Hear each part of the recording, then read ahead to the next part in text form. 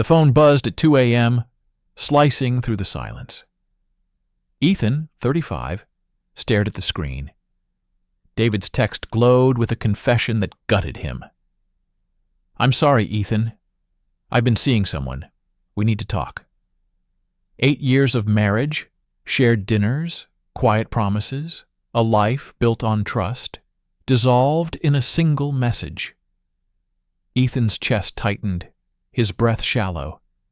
He sat on the edge of the bed, the weight of betrayal pinning him in place.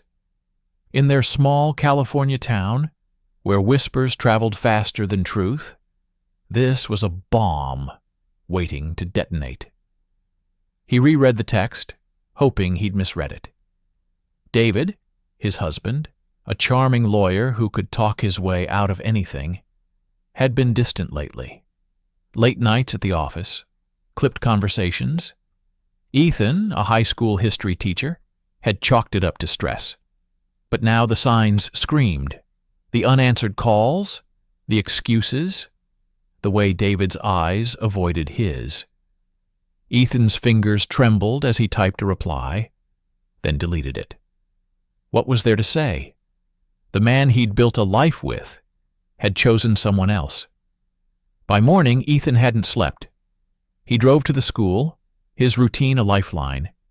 The classroom, usually a refuge, felt suffocating. Students droned through presentations while Ethan's mind churned. Who was it? Why? He pictured David with someone new, laughing, touching, sharing moments that were supposed to be theirs. The bell rang, snapping him back. A colleague, Sarah, lingered at his desk. "You okay, Ethan? You look like you've seen a ghost." He forced a smile, muttering, "Just tired." But her concern only sharpened his isolation. David was waiting when Ethan got home.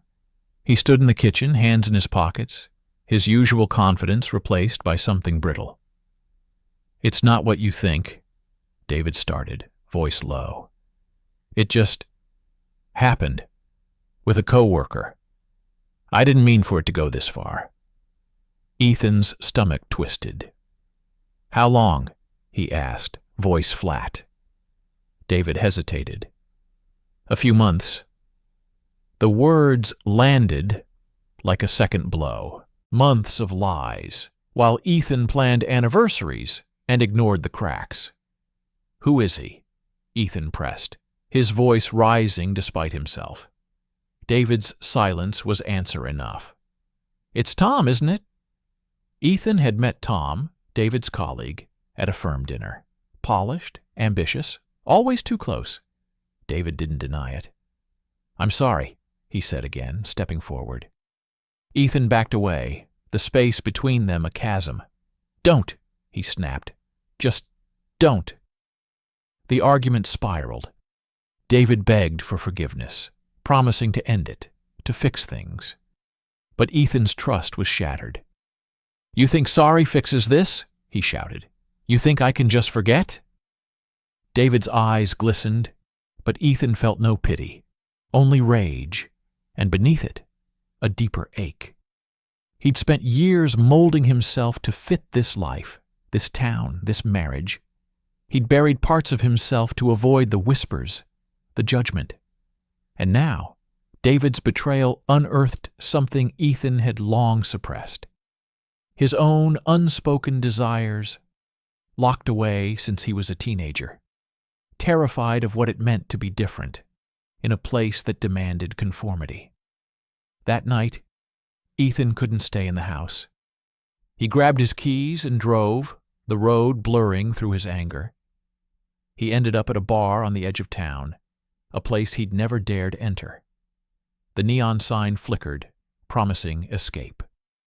Inside, the hum of conversation and clinking glasses drowned out his thoughts. He ordered a whiskey, the burn grounding him. At the bar, a stranger caught his eye. Ryan, 28, a painter with a quick laugh and a guarded edge. "Rough night?" Ryan asked, sliding onto the stool beside him. Ethan nodded, unsure why he didn't turn away. They talked, Ryan's openness disarming.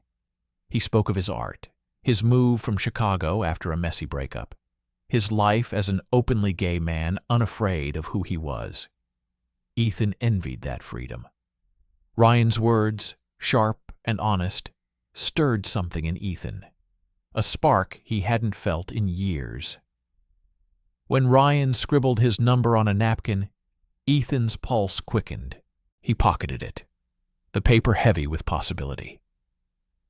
Driving home, Ethan felt the weight of David's betrayal collide with a new, dangerous question. What if he stopped hiding who he was? Ethan clutched Ryan's napkin in his pocket, its edges worn from restless fingers. Days after David's confession, the betrayal still burned. But Ryan's number was a quiet rebellion, a lifeline Ethan wasn't sure he deserved. He sat in his car outside a coffee shop, heart racing. He'd texted Ryan on impulse, half expecting no reply. But Ryan had agreed to meet, and now Ethan faced a choice: walk away or step toward something unknown. Inside, Ryan was already there, sketching in a notebook.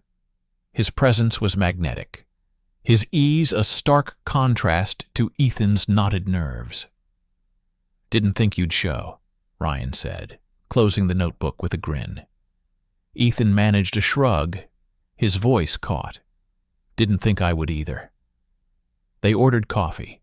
The small talk, a shield against the weight of why Ethan was there. Ryan's questions were gentle but probing, about teaching, about life in this stifling town. Ethan dodged the personal, but Ryan's openness pulled him in.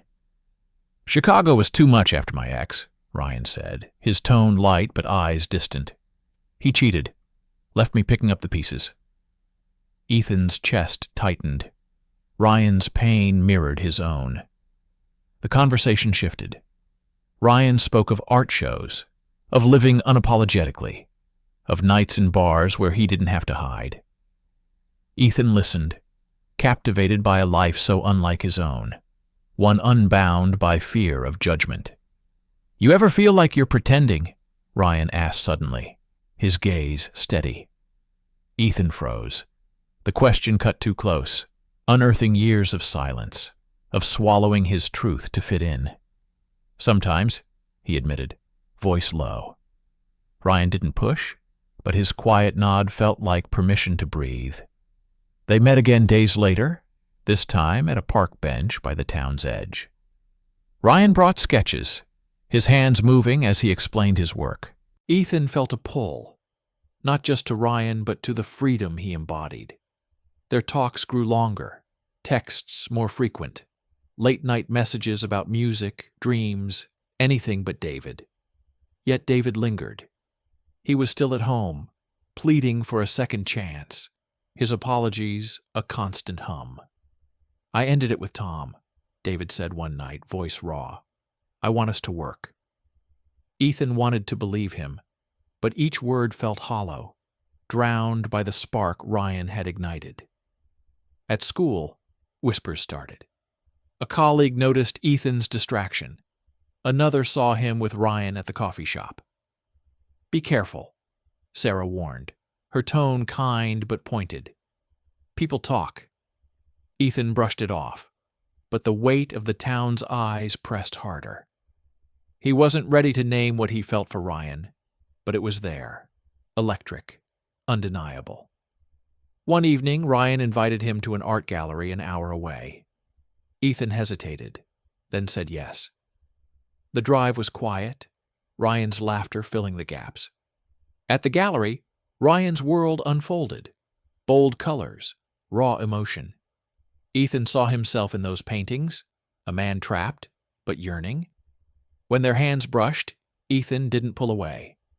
Ryan's touch lingered, a question unspoken. Ethan's phone buzzed with another text from Ryan, a simple, "Missed you at the gallery today."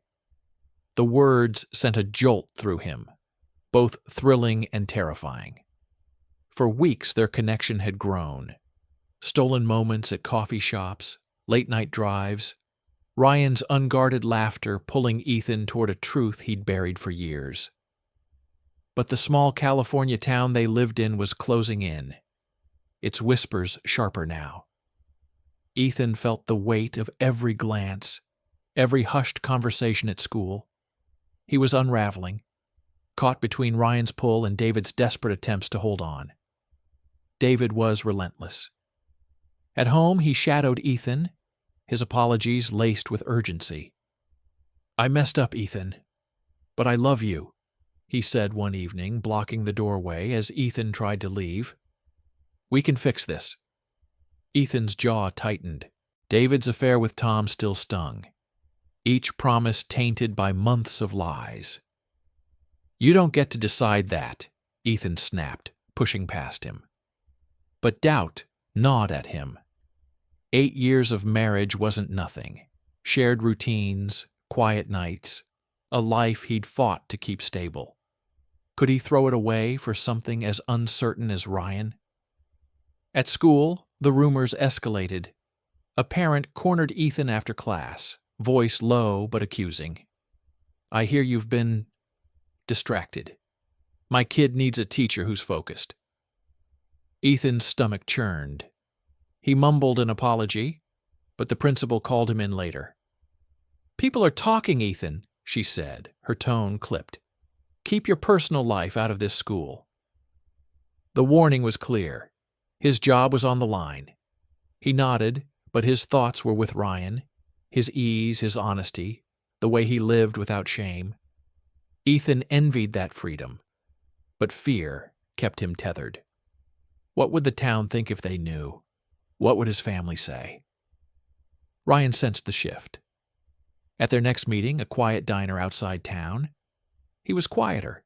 His usual spark dimmed. "You're pulling back," Ryan said, stirring his coffee. "Is it me?" Ethan shook his head, but the lie felt heavy. "It's complicated," he said. Ryan's gaze hardened. "It's not, you're scared." The truth stung. Ryan had his own scars. His ex's betrayal had left him wary, but he'd chosen to live openly, despite the cost. Ethan, still hiding, felt the gap between them widen. David seized the moment. "I hear you've been seen with some artist," he said one night, his voice sharp with accusation. "Is that who you're choosing over us?" Ethan's pulse raced. David's manipulation twisted the knife, playing on Ethan's guilt, his fear of being exposed. "This isn't about him," Ethan said, but the words felt weak. David stepped closer, his tone softening. "You're not like that, Ethan. You're not him." The implication cut deep, echoing the shame Ethan had carried since he was a teen, suppressing who he was to fit in.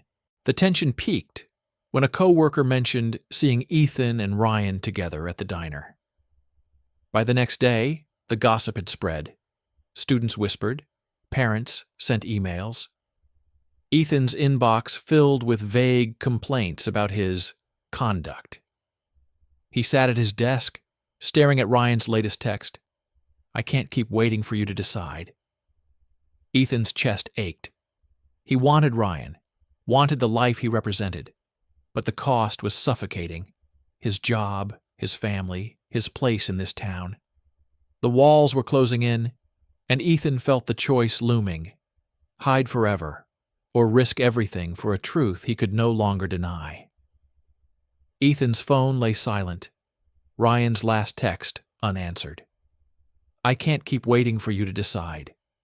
The words haunted him, a mirror to his indecision. The small California town buzzed with gossip, his colleagues' sideways glances, parents' pointed emails, the principal's warning still ringing in his ears. Ethan, 35, felt the walls of his carefully built life collapsing. David's betrayal had cracked the foundation, and Ryan's presence had exposed the fault lines. Ethan's hidden truth, the part of himself he'd buried to survive in a place that judged. His mother, Margaret, called that morning, her voice tight. "We need to talk. Now." Ethan drove to her house, dread pooling in his chest. She stood in the kitchen, arms crossed, her silence heavier than any words. "People are talking," she said finally. "They say you're with someone, a man." Her tone carried years of expectation, the weight of a community that prized conformity. Ethan's throat tightened. "It's not what you think," he said, but the lie tasted bitter. Margaret's eyes narrowed. "This isn't you, Ethan. You need to fix this. For your family. For God." The words cut deeper than David's affair, slicing into the shame Ethan had carried since he was a teenager, hiding his attraction to men to avoid her disapproval. He left without responding, her words chasing him. At home, David was waiting, his apologies now tinged with desperation. "I know you're seeing him," David said, voice low. "But we can still save this. Don't throw us away." Ethan's anger flared. "You threw us away," he snapped. "You and Tom." David flinched but didn't back down. "You're confused, Ethan.